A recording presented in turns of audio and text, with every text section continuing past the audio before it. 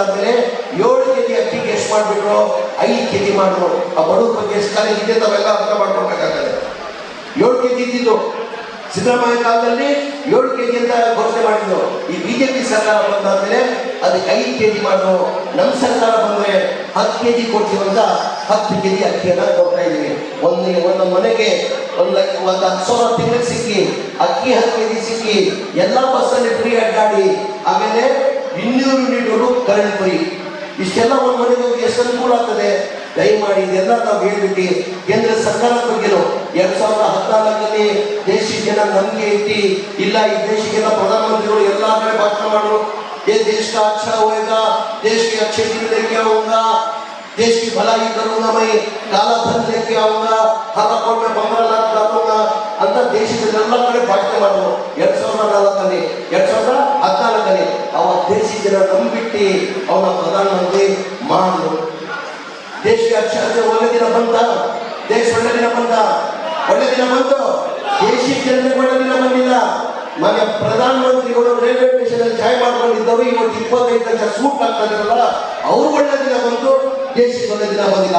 ಸ್ವಾಮಿ ಪ್ರಧಾನಮಂತ್ರಿಗಳೇ, ನಾವು ಒಳ್ಳೆ ದಿನ ಬೇಡ ಎಂದು ನಮ್ಗೆ ಏನು ಹಳೆ ದಿನ ಇತ್ತು ಆ ದಿನ ನಮ್ಗೆ ವಾಪಸ್ ಕೊಟ್ಬಿಡಿ ಸಾಕು. ನಂದಿ ಹಾಕೋದಕ್ಕೆ ಕೊಡ್ತೀವಿ ನಾವು.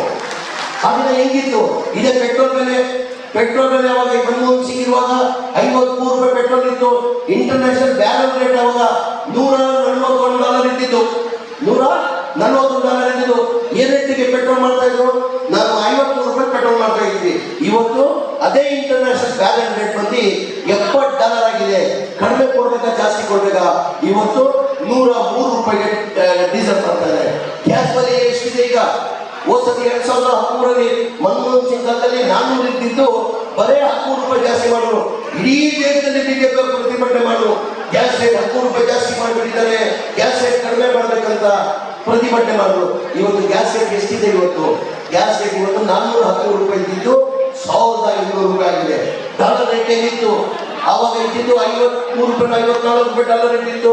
ಇವತ್ತು ಡಾಲರ್ ರೇಟ್ ಏನಾಗಿದೆ? ಡಾಲರ್ ರೇಟ್ ಏನಾಗಿದೆ? 85 ರೂಪಾಯಿ ಡಾಲರ್ ರೇಟ್ ಆಗಿದೆ. ಅದ್ರ ಜೊತೆಲಿ ಪಾಪ ಬಡವರು ಮದುವೆ ಮಾಡ್ಬೇಕಾದ್ರೆ ಏನೋ ಒಂದು ಅಟ್ಲೀಸ್ಟ್ ಒಂದು ತಾಳಿ ಆದ್ರೂ ತಗೊಳ್ಬೇಕಾಗ್ತದೆ ಬಡವರು. ಇವತ್ತು ಚಿನ್ನದ ರೇಟ್ ಏನಿದೆ? 7,500 ರೂಪಾಯಿ ಚಿನ್ನದ ರೇಟ್ ಆಗಿದೆ. 7,500 ರೂಪಾಯಿ. ಈಗ ಬಡವ ಮದುವೆ ಬೇಕಾಗ್ತದೆ, ಕನಿಷ್ಠ ಒಂದು ತಾಳಿ ಆದ್ರೂ ತಗೊಳ್ಬೇಕು. ಅವರು ಆ ತಾಳಿ ತಗೊಳ್ಳೋ ಒಂದು ಶಕ್ತಿ ಆಗಲ್ಲ. 7,500 ರೂಪಾಯಿ ಚಿನ್ನದ ರೇಟ್ ಆಗಿದೆ. ಹಾಗಾಗಿ ಇದೆಲ್ಲ ನಮ್ಮೆಲ್ಲ ಗಮನಕ್ಕೆಲ್ಲ ತಂದು ದಯಮಾಡಿ ದೇಶದಲ್ಲಿ ನಾನು ಎಲ್ಲ ಕಡೆ ಪ್ರವಾಸ ಮಾಡ್ತೀನಿ. ಮೊನ್ನೆ ಕೇರಳ ಹೋಗಿ ಬಂದಿದ್ದೆ, ನಾನು ತೆಲಂಗಾಣ ಹೋಗಿ ಬಂದೆ, ಮಾನಸ ಈಗ ಕರೀತಾರೆ ಹೋಗ್ಬೇಕಾಗ್ತದೆ. ಇಡೀ ಕರ್ನಾಟಕದಲ್ಲಿ ಕನಿಷ್ಠ ನಾನು 15 ಪಾರ್ಲಿಮೆಂಟ್ ಕ್ಷೇತ್ರದಲ್ಲಿ ಹೋಗಿದ್ದೀನಿ. ಎಲ್ಲೋ ಒಂದ್ ಕಡೆ ಜನ ಬಯಸ್ತಾ ಇದ್ದಾರೆ, ಇಲ್ಲ ಇದು ದೇಶ ಒಳ್ಳೇದಾಗಿದ್ದಾರೆ, ಅದು ಕಾಂಗ್ರೆಸ್ ಪಕ್ಷ ಸಾಧ್ಯ ಅಂತ ಜನ ಬಯಸ್ತಾರೆ. ಯಾರು ಮಾಧ್ಯಮ ಸ್ನೇಹಿತರು ಕೊಟ್ಟಿದ್ದೀರ? ಯಾವ ನಿರೀಕ್ಷೆ ಇಟ್ಟಿಲ್ಲ. 2023ರಲ್ಲಿ ಕಾಂಗ್ರೆಸ್ ಪಕ್ಷಕ್ಕೆ 136 ಸೀಟ್ ಬರ್ತಂತ ನಿಮ್ಮ ಮಾಧ್ಯಮದವ್ರು ಯಾರು ನಿರೀಕ್ಷೆ ಇಟ್ಟಿಲ್ಲ.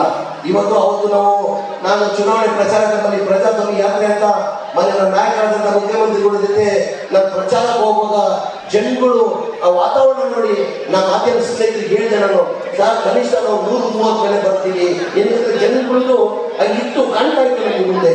ಅದೇ ಥರ ಈ ಬಾರಿ ದೇಶದಲ್ಲಿ ಸ್ವಲ್ಪ MLA ಅವರು ಬಂದವರ ಶ್ರೀಮಂತ ಜೊತೆ ಜೋರಾಗಿ ಚಪ್ಪಾಳೆ